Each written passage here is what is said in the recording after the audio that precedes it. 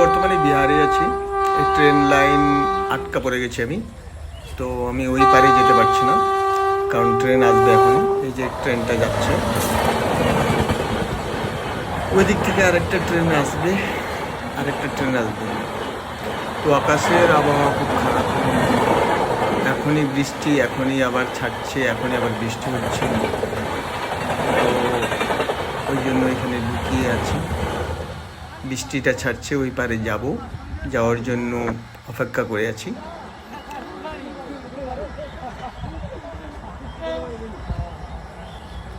এই রাস্তায় যাওয়া আসা খুব কম করে লোকজন, কারণ আধা ঘন্টা পর পর ট্রেন যায়।